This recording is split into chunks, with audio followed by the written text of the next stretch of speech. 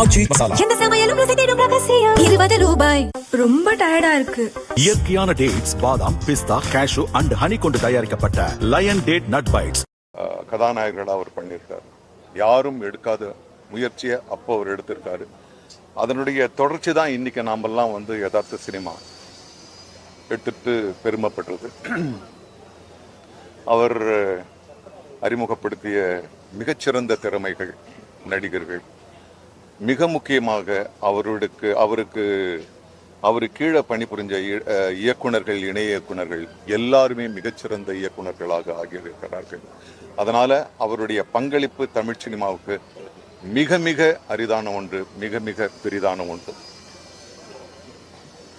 அதனால தென்னிந்திய நடிகர் சங்கம் சார்பாக அல்ல, ஒட்டுமொத்த தமிழ் சமூகம் சார்பாக, ஏனென்னா அவர் மூச்சுக்கு மூச்சு அவர் என் இனிய தமிழ் மக்களேன்னு சொன்னதுனால எங்களுடைய கோரிக்கையாக மட்டுமல்ல, ஒட்டுமொத்த தமிழ் சமூகத்தின் சார்பாக அவருக்கு மிகச்சிறந்த விருதான, இந்திய அரசின் மிகச்சிறந்த விருதான பாரத ரத்னா அதை அவருக்கு கொடுத்து கௌரவிக்கணும்னு நாங்கள் மனதார வேண்டிக்கிறோம். அதற்கு நம்முடைய மாநில அரசும் சிபாரிசு செய்யும் என்று நான் நம்புகின்றேன்.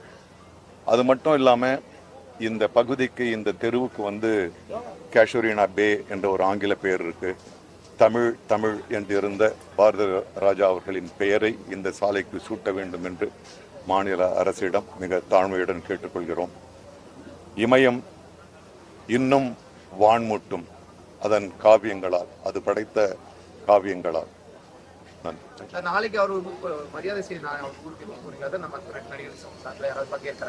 அதை உட்காந்து பேச